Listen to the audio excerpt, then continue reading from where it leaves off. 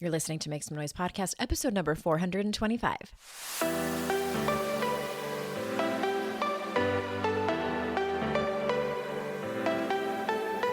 Welcome to Make Some Noise Podcast, your guide for strategies, tools, and insight to empower yourself.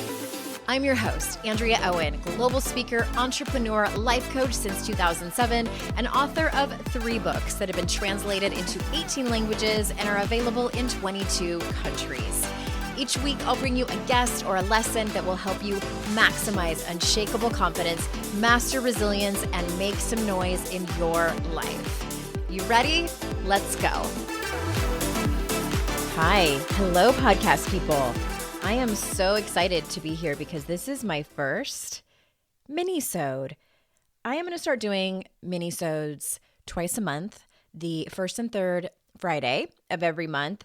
And I'm kicking it off as we are also kicking off the new way that we're doing the podcast. For those of you that may have missed it, I'm not really changing things up too much, just mostly in the execution of how we're doing things. So we're doing themes instead of just random, willy-nilly different topics as I bring people onto the show. This first theme is all about how do we heal, answering that whopper of a question. How do we heal? So I have therapists coming on. I have psychiatrists coming on, people who are trained and often licensed to treat the deeper issues that the vast majority of us have. And so these minisodes are going to be about 10 minutes long. I can't promise that they're only going to be that long.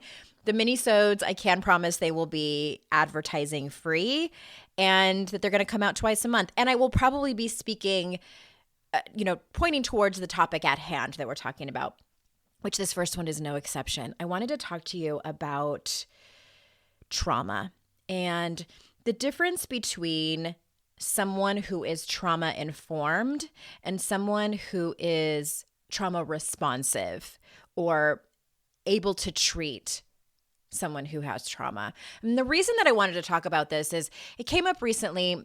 I have a contact form on my website and people can pitch us to be guests on the show. And it's fairly extensive, the questionnaire. And I ask people, are they trauma informed? Also, just give us more information. And I had someone that applied to be on the show, and she seemed fantastic. I loved her message. I loved what she stood for and how she talked about the ways that she helped people. I believe it was mostly women. And I'm reading about it, and when I am interested in someone who's pitched the show, I always go to their website. I also want to check out other interviews that they've done previously. And I was on this person's website, and I always look at their about page to see, where are you trained? What are your qualifications? What is your specific areas of expertise? Do you have certifications, etc.? And I went to this person's website and I couldn't find any. It was all about her story, which was very intriguing. It was actually very similar to mine. So of course I'm like, ooh, parallel lives. I definitely want to talk to you. And this person called herself a trauma coach, someone who, her niche, if you will, was helping women heal their trauma. And I was perplexed and concerned as well. And it really got me thinking. And what we ended up doing is I asked Emily, my bigwig over here on the team, can you reach out to her and ask her, did we just miss it? What are her qualifications? And apparently she came back and said she doesn't have any. She has worked through her own trauma, and that's how she helps people work through theirs. And I was shocked, but not totally surprised. And I'm going to tell you why. In my opinion, and y'all please understand, I do my best to not be judgmental. I do. But we're human and we all do it. And at the same time, as part of my personality, and I think it's just important, I also get very protective of you, the listener. I get protective of people who have been through really difficult, challenging times, who are looking to have someone help them heal from it. And I I am really strong in the feeling that the people who put themselves out there, hang out a shingle, and take money from people who are trying to get help, you need to be qualified. You need to be qualified. And I believe that it's reckless to not be qualified and say that you do this. So I posted this on Instagram a couple of weeks ago, and I had a lot of responses. Probably 99% of them agreed with me. And the people who disagreed with me, once we kind of talked it out, I'm like, I think we're actually on the same page here. It's complicated. Okay, so I want to read you just one comment that someone left who I feel said it so eloquently, and that this is my friend Julie Parker. She has been on the show a couple of times. She's Australian. She's amazing. And here's what she said. Julie says, as both a psychotherapist and coach, I can see very clearly there is a huge misunderstanding amongst many people on what the varying responses to trauma actually are. For example, there is a huge difference between being trauma-informed, which someone such as a life coach can be, and trauma responsive, which only a licensed clinician or therapist or professional can be.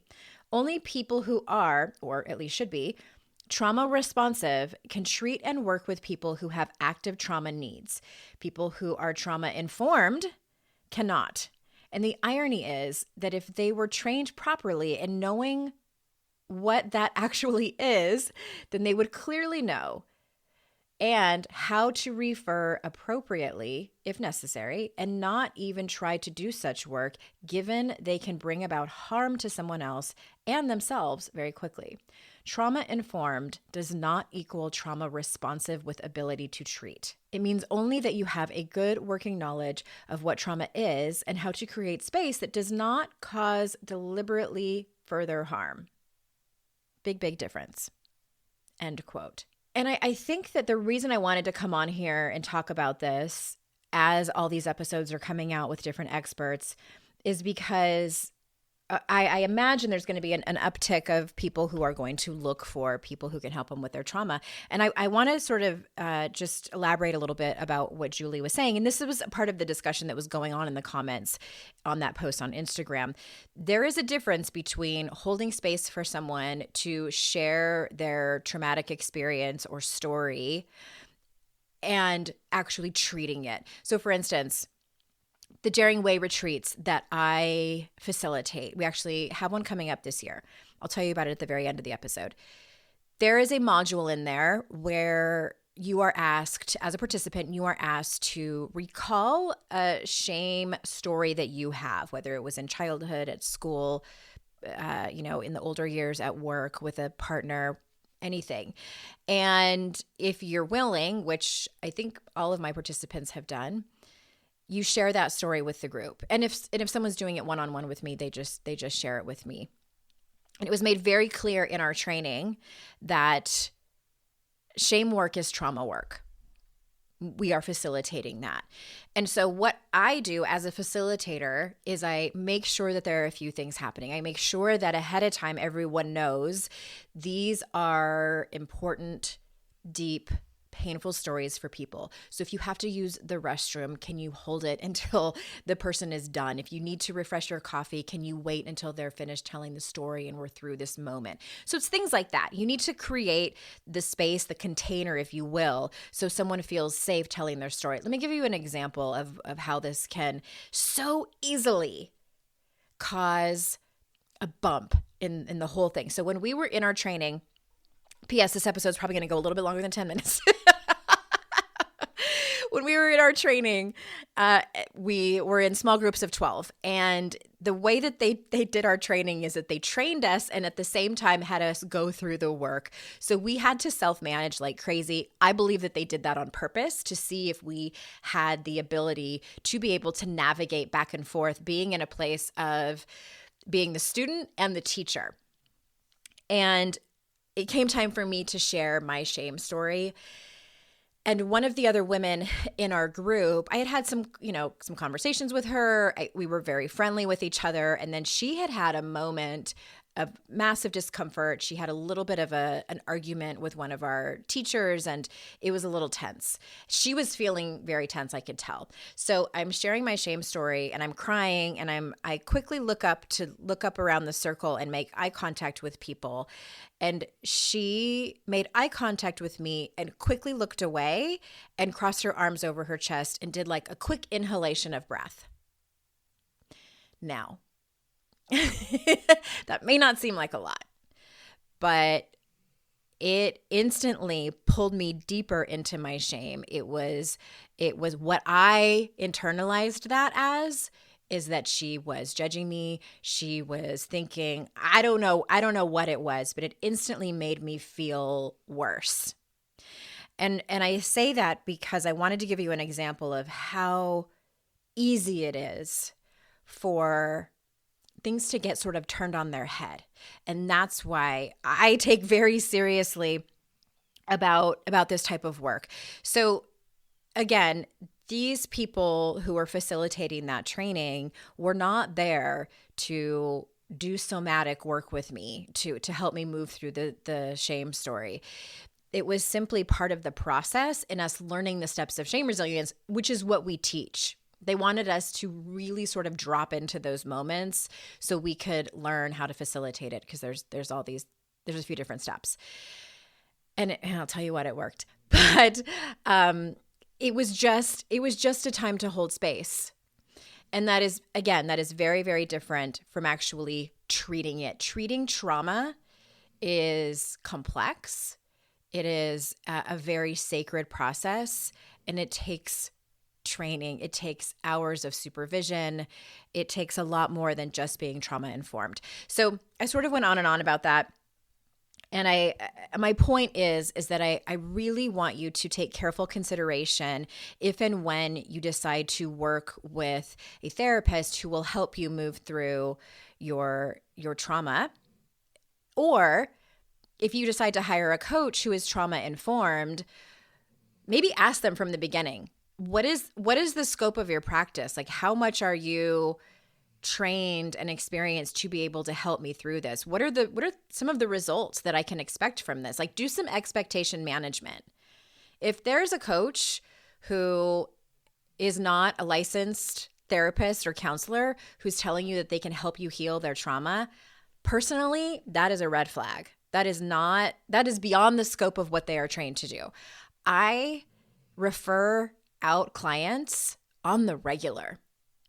When something comes up and I can hear the story, I can ask them a few questions about it.